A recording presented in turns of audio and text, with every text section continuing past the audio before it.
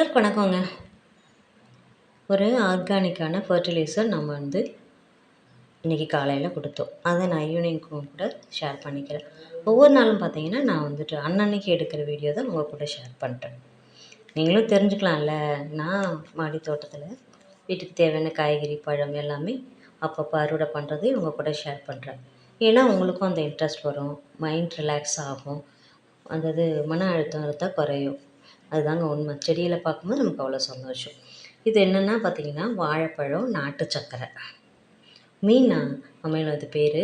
மீன் கழிவு, நாட்டு சர்க்கரை, வாழைப்பழம் 3யும் 3 வாரம் ஊற வைக்கணுங்க.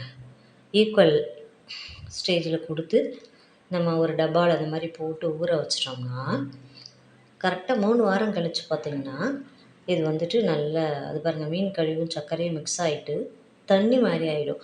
அந்த பேட் ஸ்மெல்லாம் வரவே வராதுங்க உண்மையாலுமே. ஆனால் வாழைப்பழம் மட்டும்தான் அந்த கொஞ்சம் கட்டி கட்டியாக கிடக்குது. இந்த மீன் அது எல்லாமே பார்த்திங்கன்னா ஃபுல் அண்ட் ஃபுல் அப்படியே லிக்விட் ஆகிடுச்சு. அது அப்படியே பார்த்திங்கன்னா நம்ம 1க்கு 10, அதாவது 1 லிட்டர்னால் 10 லிட்டர் தண்ணி கலந்து டேரெக்டாக செடி கொடுக்கலாம். இது கொடுத்து பாருங்கள். அது எவ்வளோ சூப்பராக காய் காய்க்கும், பூ பூக்குன்றது உங்களுக்கே தெரியும். பிடித்தா லைக் பண்ணுங்கள், ஷேர் பண்ணுங்கள், மறக்காமல் சப்ஸ்கிரைப் பண்ணுங்கள்.